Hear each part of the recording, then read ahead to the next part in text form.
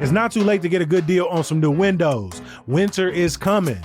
Window Nation is offering 50% off all window styles, so now is the perfect time to replace your old windows with new, custom-built, high-quality ones. Choose from over 1,500 styles and colors that all help protect and beautify your home. So don't miss out, because this is Window Nation's most popular deal. Schedule a fast, free consultation with Window Nation today. Call 866-90-NATION or head to windownation.com.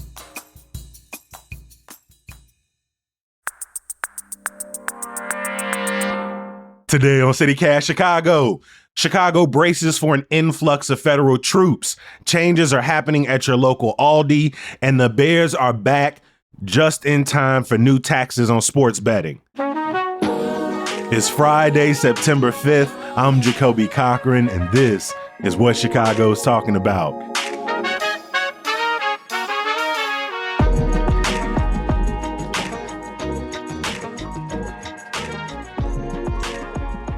I'm joined today by two of my favorite Chicago reporters from Axios Chicago, Monica Ang. Welcome back to the podcast, my friend. Thanks. Great to be here. And we've also got Justin Kaufman in the building. Justin, welcome back. Great. Can't go anywhere else without Monica. Like, we have to go everywhere together. Attached to the hip. At Axios. I was this is a great story. I was one time in New York City with my wife, 2:00 in the morning at a bar, and someone goes, "Are you Justin Kaufman?" I'm like, "Yeah," and I knew the person. They go, "I just didn't know if it was you because you're not with Monica." I love that. I was like, "What?" We're joined at the hip, Monica. Well, we haven't heard from both y'all on the podcast at the same time in a while. However, I have had the privilege of seeing y'all pretty much every week since the end of May for Chicago's Media Softball League. Both of our teams won their first playoff games, lost the follow-up, and so now the championship will be played without us. But, you know, as we mourn the end of softball season, the end of summer, Justin, is there anything left in summer that you're excited to do, or are you already transitioning into sort of Labor Day has passed, we're into fall? I feel like fall is gone. It is a victim of climate change, so I don't start thinking about fall till after Halloween. Oh, hot take. Come on, I'll take it. I'm very weather oriented, and the truth is, it has been like we getting that kind of chilly start of September, but you know, second summer is around the corner. Monica, what about you? Have you transitioned away from summer? Or are you still holding on to it as long as you can? Well, I've still got my bathing suit on the side of my bed, ready to change into right after I file my newsletters. But it has been a little too chilly or windy, or there are these advisories that the currents are pretty bad. But I'm going to get at least 5 more swims in before the month is up. I love that for you. I absolutely love that for you. Yeah, I'm not over outside yet. I'm not over the idea of summer, even though I got this crew neck on and I haven't minded the chillier weather. I'm still in full summer mindset, which means I'm trying to go out at least a couple times a week, even using the weekday to get outside, enjoying the sun being up past 5 o'clock as long as I possibly can. Mm-hmm. I think November 2nd is the day that they change the clocks. So watch out. That's when Chicago mourns. Yeah. That's the day after my sister's birthday, but the day before my brother's birthday. And so that's always an interesting time of the year for me. Always an interesting time of the year for me. And my sister's getting married the day before her birthday on Halloween this year. So it'll be a very family-oriented start of November. Every single week, we like to bring in these amazing Chicago voices to talk about some of the biggest stories happening in and around our city. And one of the biggest, and we've been covering it for the last few weeks, is the Trump administration playing this very violent game of will they, won't they, as it relates to increased threats to send National Guard troops to Chicago. To do what exactly? Well, if LA and DC are any indication, the answer is potentially a whole bunch of nothing, aside from intimidating residents and organizers, even as officials at every political level in the city and state reject the idea of the National Guard. They are preparing themselves, especially for more ICE agents in the coming days and weeks. Justin, can you kind of lay out the landscape? Like, where is Chicago at in relation to potentially seeing hundreds or thousands of troops arrive in the city in September? Yeah, doesn't it feel like it's some sort of power ranking, like a sports power ranking? Like yesterday, the president said, well, maybe we'll go into New Orleans first. You know, so New Orleans has jumped to the top of the list. Chicago's gone to second. This is a story that, of course, for if you lived in Chicago all your life like we have, it has been a threat all the time. Every time Chicago violence comes on, when it gets to a point where it's a tipping point, there's this conversation about this quote unquote boogeyman, the National Guard coming in, the military coming in and cleaning stuff up. But this is the closest we've ever been to this threat being realized. President Trump, we can't really tell if it's about political posturing, if he truly believes that this is the way to fight crime in America. These are the things that we're trying to parse out from the words. And that, like you said, he's waffled so much in the last week. He seems to, will I, when I, how, when, who? Who's like in Dr. Seuss book with Trump right now about what's the actual plan. But what we do know, and what Governor Pritzker has told us, is that there is staging happening at the Great Lakes Naval Base. That last night, the ABC reported that they're doing renovations at the ICE detention center in Broadview to be sort of the ICE's main center of communications. So there is movement here, but it seems to be more on the immigration side to ramp up immigration raids in the city of Chicago. Remember, Chicago's police, the state police, will not help because of sanctuary city policies. So looks like the federal agents are coming in, and perhaps the National Guard in support. The federal agents seem to be more, this is happening. The National Guard seems to be a little bit more like, well, I could if I wanted. So we're not really sure what's happening. Yeah, you mentioned the Great Lakes Naval Station. It's about a little less than an hour outside of North Chicago. You talk about the renovations, which I read they were boarding up the windows of the ICE facility. Was it in Broadview? Yep, and they're boarding me up, and I think it's going to be to make it more prison-like. I saw the images, and it is crazy to look at because it looks like they're closing it down, but in fact, they're renovating. And the truth is, I also think a part of it is, I think it over the last, 4 or 5 years, you've seen this when the city or the surrounding area feel like protest is about to happen, that Chicagoans, suburbanites are about to push back, stand up. You start seeing businesses board up. You start seeing facilities board up. And so I took that as much about them preparing for increased raids, detaining more and more Chicagoans. I saw that as them also knowing that they will be the site of protest efforts. Governor Pritzker said earlier this week was just this idea that don't take the bait. Looking at protesters, Chicago's has a very rich protest history, is always at the forefront when it comes to any sort of protests against the federal government. And there is this push from local officials saying part of this could be just to bait you to be violent, to do something that might be breaking a window, whatever, that gives a reason for the federal government to expand and increase their deployments here. And that's something that it seems like the state and city government are taking seriously because they seem to say it every time they get up on a podium.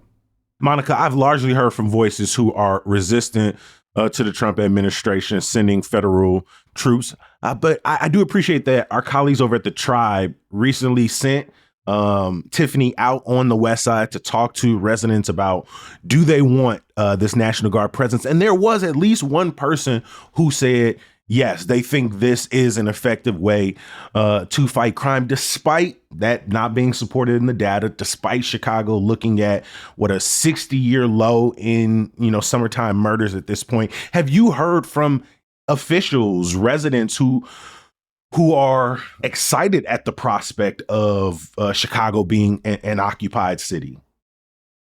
Well, I don't know if they want it to be an occupied city, but we did hear from a veteran after we ran a story about how some former and current military are against the deployment. He said, as a veteran, I do support it. And I believe Sean Morrison, the Cook County official, Republican, supports it as well.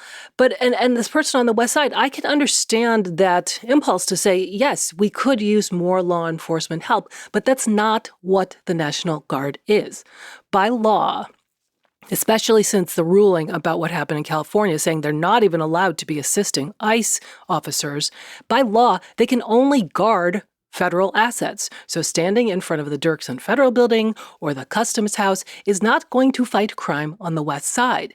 So yes, everybody in Chicago and Illinois believes that we could use more law enforcement resources. The National Guard are not law enforcement resources. To the extent that they are trained, it is in lethal tactics.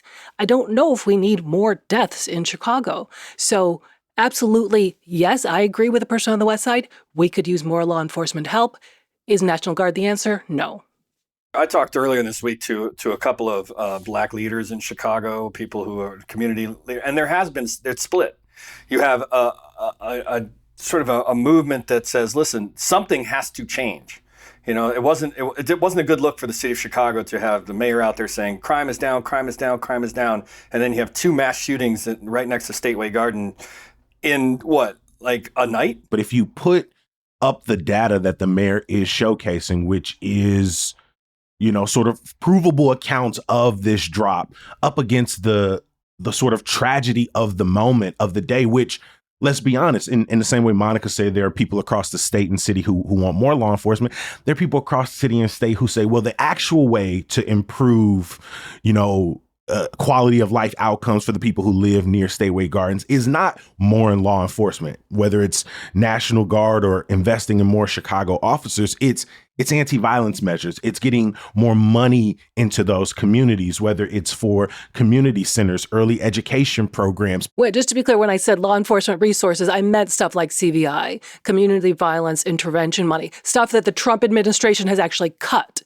I don't want to be negative about it, but if you're somebody who lives in a neighborhood who is desperate for more intervention, violence interruption, and you can only go so far with what you have right now. Police, and we've heard how the police will do this but not do this, and there's obviously what Mayor Johnson has done has brought more community resources into the mix. But if you're like, I need this to change right now. I've lost my brother, I've lost my son, I need this to change right now. Donald Trump is a really enticing idea because he's really talking about the temporary. Obviously we've had long-term talks about whether this is an occupation, this is just a way to have federal enforcement in cities and states. But what he's really talking about is a temporary fix. You put a Humvee on the corner and it just intimidates people for now. Then he can come back in 3 days and say, look, no murders. And they're not going to be there forever. So it doesn't fix the long-term issue you're talking about for sure, Jacoby. That's the stuff that Brandon Johnson has really dug into. And I think he's done a pretty good job of selling that narrative to Chicago, saying, listen, it can't just be law enforcement. It has to be law enforcement, it has to be community, it has to be resources, it has to be cash, all that kind of stuff together. President Trump is like a big hammer going, I can fix this for a day if you want it. And some people who are in pain, they want it fixed in a day. And that's where you're seeing this kind of split narrative in Chicago where they're like, it hasn't been working up to now, so let's try something new. I saw a report earlier this week, of course, CNN sent Omar to the city to go talk with somebody. He talked with the resident who says, her grandkids can't go outside and they can't sit on the porch and they can't sit in the living room. I've lived in neighborhoods and watched shootouts happen in the alley behind me or, happen right outside my front door, right outside of my apartment. And, I also lived in neighborhoods where the cops were like 2 blocks away, where there was always a presence. And so this relationship between like an increased law enforcement presence and violence going down in a neighborhood, it's such a tenuous relationship. But I understand why people reach for the presence of law enforcement, the potential intimidation factor. It just consistently is not supported by the long-term data. But regardless of if we see National Guard troops or not, one thing that is clear is that like the immigrations officers, the immigration rates, those are something that are picking up. Like regardless of if Trump waffles back and forth on the military, we already know that there are more ICE agents scheduled to come to the city. And at a time in which we're about to start Mexican Independence Day celebrations, which continues people fear that street festivals and their safe spaces are going to be the places most targeted. Yeah, there's no doubt, man. This is calculated. It's cruel in the way that this is one of the biggest celebrations. Chicago has such a tremendous Mexican population and really celebrates on Mexican Independence Day and the weekend before it. I mean, we've seen the caravans and some of the stuff that's happened downtown over the last couple of weeks. So it is this kind of idea that like if they're choosing this moment to ramp up on expanded ICE operations in the Chicago area, and it is truly because it's Mexican Independence Day and people will be celebrating, they'll be outside. That's I don't know if America loves that, because at the end of the day, you're like that seems to be very almost racial profiling. And we've been taught for the last couple decades now that, that as a society, that's something we want to remove from society. We do not want racial profiling in society anymore. We've all kind of come to a consensus. And there's this backlash that's coming from the White House and from others where they just say it's largely okay to do it. I think, Chicago is going to rise up. And I think that is why the National Guard, that's the piece of this to keep them close for when Chicago says, you can't do this in our community. You can't just do these kind of things. This is not acceptable. We don't have this kind of society in Chicago. There will be a force there to control it. And that's the concern. That's the worry. And I think that's what you hear in Pritzker and Johnson's voices when they're on the podium saying, listen, it's natural for you to rise up and resist this. You just have to do it in the right way. Well, I think the timing of possibly arriving the day before the first Mexican Independence Day parade, which is in Pilsen on Saturday, was telling to me. And then it leads up into a whole week of celebrations that would culminate in possible parades or possible caravans downtown. I think that was intentional. If it actually happens, maybe New Orleans is going to be the next step. But ICER has said that, and that's the Illinois Coalition of Immigrant and Refugee Rights, that they will be ready to respond the next day. It should be noted that when people were responding in Chicago to a similar situation in LA, there were things that got out of hand. There were some police scuffles in those initial protests. And a lot of people were worried, oh no, we've got this much bigger No Kings coming with, possibly hundreds of thousands. That's going to be a problem. And it went off without a hitch. That was organized by a lot of longtime activists. So I think we've proven, I think the DNC has proven that we can have large-scale protests that don't get out of hand. But is there a potential? Yes. Would that possibly give Trump a pretext for cracking down more? Yes. And I think that is the thing we really need to be looking out for. And so I would suggest to Chicagoans who want to get involved, who are involved, to do your best to link up with community organizers who are already running Know Your Rights campaigns. There's a Migra Watch training in Pilsen this Sunday. There's a Know Your Rights campaign being put on this Saturday in West Garfield Park at St. Michael Missionary Baptist Church. There's an anti-ICE block party happening on Sunday from 11 to 6 off Broadway and Coney, I believe. And these continue. The Coalition Against the Trump Agenda has created a mass text line for updates about federal deployments. So we'll drop all of these resources in the show notes. The best thing you can do at this time, I think, is to get connected to your community members, community organizations, broader coalitions who are doing their best to help Chicagoans push back and fight back in as many ways as possible. If you're looking for a new career, I want you to pause for a second. What exactly are you looking for? Maybe it's something that's flexible, that works on your time, something where you can use those people skills, your creativity to work with and connect others, something where you can make an impact. If the answer is yes, then maybe you should consider real estate. Realtors not only help people buy and sell homes, but navigate Chicago's rental market. They help people find the next great location to realize the small business dreams, which means you can help people find stability, put down roots, grow something in their neighborhoods. Plus, you get to set your own schedule, choose who you work with, explore different parts of the city. So if real estate is for you, here's how to get started. Visit realtorsrealestateschool.com today to schedule your free career consultation. That's realtorsrealestateschool.com.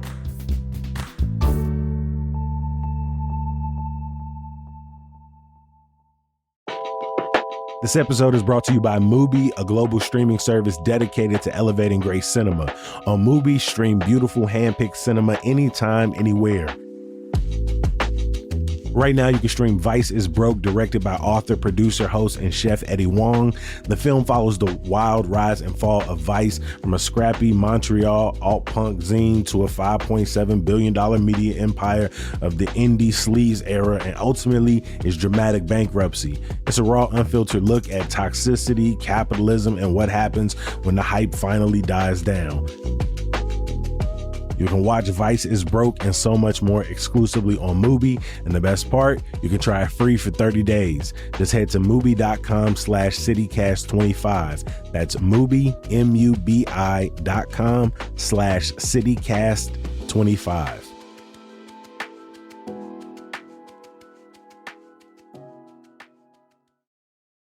Moving on to some stories we think you should be paying attention to this week. Monica, changes have been coming to Aldi locations across Chicago, leaving some loyal customers pretty frustrated.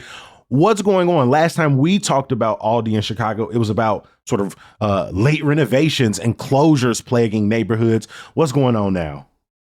Well, the other day I was in an Aldi and I have become the queen of the self-checkout. I am fast. I can scan. I can bag. I can use that little scanning gun thing for the larger things. And I looked around. I said, where are all my self-checkout stations? And I talked to a cashier we've known for a long time. We are regulars. And she said, well, we removed them all overnight last Thursday. And I started taking pictures as a journalist and said, this is a story. What's going on? She said, well, I'm not really authorized to talk, but she said that there were a lot of problems with user error where it's just like, hey, what's the code for avocados? How do I do this? And that was probably me the first few times. Or, Joe Schmo, who doesn't look like he's 21, has a bottle of wine over there. Hey, we've got to check you, son. So she says there were difficulties over there and that it actually wasn't faster. And it's typically only one person working in a self-checkout who has to deal with every single issue that goes on there. Exactly. And there are usually only two people working in a whole Aldi to begin with. So, 50% of your staff has to just deal with Monica not knowing the code for avocados. That's a problem. So it seems like they've been removing them for about 2 months from across the Chicago area, if I can go by Reddit complaints. And as I noted, the people on Reddit are complaining about the removal as much as they complained about the installation to begin with. On my Facebook page, about half the people are happy about it, half aren't. They're saying, okay, we're getting jobs back, so real people can do this. Other people say really long lines. Carrie Shepard, our third partner in crime at Axios, one of her stepsons took a picture of a super long line at the Old Town. And so it does seem to be causing some longer lines. How do you guys feel about it? I think the issue for this story, which I think plays into more of a news story, is about what are the measures being done by grocery stores and pharmacies and others are anti-theft. And at the end of the day, we've seen different city versions of this. We've seen locking up stuff at Walgreens. We've seen, in this case, as it was in Monica's story today about they're not going to comment on it. But is this theft prevention? Is it less user error and more like, oops, forgot to scan this? I have a very good relationship with Aldi. And my contact there was like, I'm very, very sorry. I understand, but we cannot comment at this time. And that was really unusual. But of course, everybody on Reddit assumes it's theft. Self-checkout seemed to be, the biggest knock on that was that it was taking jobs away from would-be cashiers. But I don't think people were like super upset about the user error or technology or trying to get the person over to buy booze. I think that if that's the case, then that's a head scratcher to me. I think this is probably a bigger issue, and it's probably more of a trend in grocery stores and pharmacies when it's about anti-theft. The grocery store was built at a time where they expected there to be 9 people on all 9 of those lanes. So there's only one lane open. There's a store or there's a line that's going like halfway through the store for self-checkout. And so there is a lot of frustration and annoyance around the balance. Because let me ask you this. I didn't mind the balance of if you got 15 items, just go knock that out yourself. And the lines are filled with people who are shopping for Thanksgiving. But it has definitely switched where the over-reliance on self-checkout. Let's talk about design and architecture. These are grocery stores that, as you said and you pointed out, is a great point. At one point, these were built to think that 11 different registers would be busy and they would have 11 employees. And what we've seen is they cut. Now they got one person working. We all have to stand in line. Now they're doing the same with the checkouts, self-checkouts. We've got artificial intelligence that's changing the way we work. Why can't AI figure this problem out? Why do we have to go back to an old style? We're going back to the 70s because they don't like the way that self-checkouts worked. Like there's no new way to do it. Amazon figured it out. You walk into a room and you don't have to do anything. They're charging you from what you touch. Like, can we go there? Yeah, Aldi had one of those in Aurora, an experimental one. I'm really interested to see how you all's readers continue to react to this story. Right now, 54% of people in your poll say they prefer self-checkout versus the 46% who said they want to go back to the traditional. And those are thousands of people that voted. Like, I want to make that clear. That's not like 100 people. Yeah, you got 2,000 votes right now. I'd say ultimately I'm pretty split. I probably use self-checkout more, but when I am shopping for like that first grocery store, like that first trip to the store of the month, I'm not ringing up 45 items. As a former cashier, I appreciate it. And those Aldi cashiers are good. They are fast and friendly. So I'm glad they've got jobs. By the end of the month and midway through next month, football will be in full swing, college and professional. Hockey and men's basketball will be entering the chat full time. The WNBA and baseball will be in playoff mode. Let's be real, it's one of the best times of the year for sports fans. However, if you into sports gambling, this time could be a bit of a headache. Why exactly, Justin? The state of Illinois imposed a 50-cent tax on all online wagers, one at a time. So let's say you do 5 or 10 different games on a that's 50 cents for each wager. This is something that came as part of the budget filling ideas of the state of Illinois that was passed in July when they said it will go into effect. What essentially it does is it put 50 cent on the actual gambling entities. So FanDuel, DraftKings, the other places, they're taxing them. And so what they're doing is they're saying, well, I ain't taking on this tax.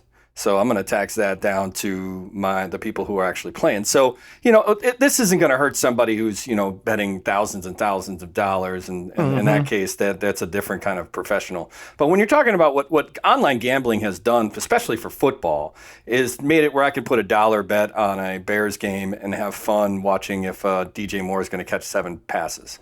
They can go that deep into gambling. And that's what a lot of people do, $2 bets, $1 bet, 50 cents. But if you're taking 50 cents off the top of that, not your winnings, but what you bet, that's steep. And it's grabbing the attention of a lot of Illinois sports gamblers. And that's what the story is because this passed in July, there were some warnings about it. Nobody cared because in July there wasn't as much sort of football is obviously what grabs people's attention. Last week, college football began, and this week the NFL begins. And now you're getting a lot of back to Reddit and other places being like, what is this? Why am I paying an extra 50 cents to the state? It's very unique. I believe Illinois may be the only state in the union that does this. And this is part of, what has to happen to plug the budget holes in the state of Illinois. But Illinois gamblers are not happy. And I don't know if it's going to have an impact on the bottom line. Illinois makes billions of dollars off of taxes already when it comes to gambling in the state of Illinois. And so it'll be interesting to see if it has any impact on that number by slapping this extra 50 cents in every bet. Yeah, since Illinois legalized it in 2020, over 1.3 billion individual bets have been placed, according to your own reporting, with over $48 billion having been gambled from Illinois bettors. That's a lot of money. I think Illinois makes in 2024 they made like $2 billion in taxes. So I mean, and think about it, the revenue is, I think it's $55 billion for the state. So you're talking about, that's a pretty big chunk coming straight from online gambling. And these companies already threatened to leave. So there could be one of these situations. If you're in like a smaller state, there are some states that don't have gambling legal. So you can't get at FanDuel or DraftKings.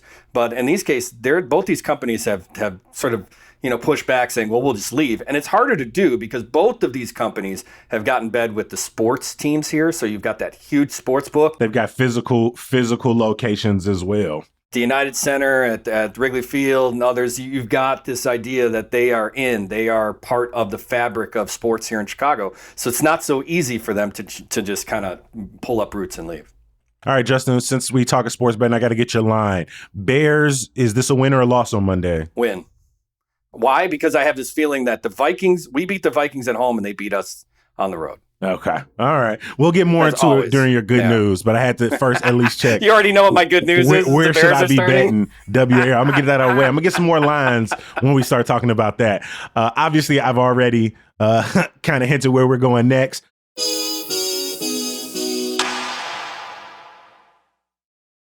Monica, what is your good news for CityCast listeners headed into the weekend? Well, two things. One, Printers Row, come and see me interview Lori Woolever and Chef Curtis Duffy about their memoirs, 2:00 on Saturday, and a lot of other great authors that I'm going to be digging into as I write my story today. But I'm also thrilled that WBZ, which I relied on for my 9:00 aside from CityCast, start me off the day, tell me what's going on in Chicago, is returning to a morning program. And I love Mary Dixon. I love Sasha Ann Simons. I love Patrick Smith. And I love that they're going to have Colin. I know a lot of people, Colin, that seems like why do I want to hear from Joe Schmo? I think that's great. You get to hear from the people of Chicago, and it'll help us figure out story ideas for the day. So I'm glad that they've announced that they are going back to 2 hours of local programming starting at 9 a.m. I love that. The 40th annual Printers Row Lit Fest is this weekend, Saturday and Sunday, 10 a.m. to 6. It is free. I'll drop a link in our show notes. And again, shout out to all of our friends over at WBEZ announcing In the Loop with Sasha Ann Simons, Say More with Mary Dixon and Patrick Smith, and Claire Lane taking over as the voice of Morning Edition. To learn more, please, again, check our show notes. Justin, over to you. What is your good news for us today? Well, obviously the Bears starting is good news. I'm a big, huge Bears fan. The Bears are an interesting team this year. I'm not full the way on the bus on the bandwagon, if you will, because it's a new coach and a second-year quarterback, a whole new system. Bears fans have been around long enough. What I always have a problem with the Bears organization is that the things we know as football fans, first-year coach, first-year quarterback, usually there's going to be stumbles and it's going to take a year or two to figure it out. The Bears always act like that's not going to happen to them. And then it does, and we all go, what? What happened? Why did we go 5-12? You said we were a playoff team. Oh, it's first-year quarterback. Like we said. Right. And now they've got a new system and a new coach. And what I'm hoping happens is that they're throwing in routes to Colson Loveland, and they're throwing touchdowns to DJ Moore. And it looks like an unbelievable 45-point juggernaut offense. But I think what we're going to see on Monday night is, timeout, false start. Oh, guy in the wrong spot. You know what I mean? Like, it's going to be an embarrassing. And we, as Bears fans, know it, Jacoby. We know. I think we've won the NFL offseason 4 years in a row now, maybe 3 years in a row. But this is a good news segment. The good news is football is back, and I believe that we could be, if it goes right, the Bears could be very interesting because you've got Ben Johnson hated in Detroit, makes it a great rivalry. Ben Johnson's already getting at Matt LaFleur in Green Bay. That's a great rivalry with Micah Parsons going there. The Vikings, meh. But the point being, it could be fun football if we're good. It could be fun football all year long. What's your record prediction right now? I've heard everything from 5-12 to 13-4. I'm going to say good news 10-7. But realistically, if this wasn't a good news segment, I would not put them at 500. It's a really tough schedule this year, and we decide right now that we've got what we need to be a winner in a major market that needs a new stadium. So winning goes a long way to curing ails, and I would guess a 12-4. I know this sounds terrible, but a 13-4 Bears team would probably get state legislators to go, you can have whatever tax breaks you want. Have a great stadium. Yeah. Yep. Yeah. Definitely would. Definitely would. I am going to wrap us up. I know we talked a little bit about good weather at the top of the show, and so I want to remind people that Chicago's Movies in the Park season is coming to a close over the next couple of weeks. You've got movies this weekend at Clarendon Community Center Park, Maplewood Park, Shabana Park, Jonquil Park. But last week, September 13th is your final day. That isn't to say that there won't still be showing movies at the library, right? You can still pull up for the drive-in, get your rooftop movie in, but your free Movies in the Park from Chicago Park District is ending very soon, my friends. And so I'll drop a link in the show notes so you can check out the schedule. Please join me in giving a huge thank you. I always say join me as if we together, but I know you're at the crib, whether you're sitting on the toilet or you're making that morning commute. Join me in giving a huge thank you to our guest today from Axios Chicago, Monica Ang. Always good to see you, my friend. Great to see you. Have a terrific weekend. And Justin Kaufman, we appreciate you for making time, my friend. Yeah, thank you, man. Great show, and can't wait to watch a Bears game with you this year. As always, we appreciate you for listening and reading. We're going to be back bright and early on Monday. But before we get out of here, I want to thank the people who make CityCast Chicago what it is. That includes executive producer Simone Alisea, producer Michelle Navarro, Hey Chicago newsletter editor Emmy Mack, social media manager Rick Homuth, roving editor McKenna Harford, the people on the ones and twos like Sam Thousand, all the kimonos, Mark Greenberg from the Mayfair Workshop. And again, to you, the people listening, reading, signing up to become City Cast Chicago neighbors, shooting us your suggestions, your feedback. We building this thing together, so come back because we got more work to do on Monday. I'll talk to you then. Peace.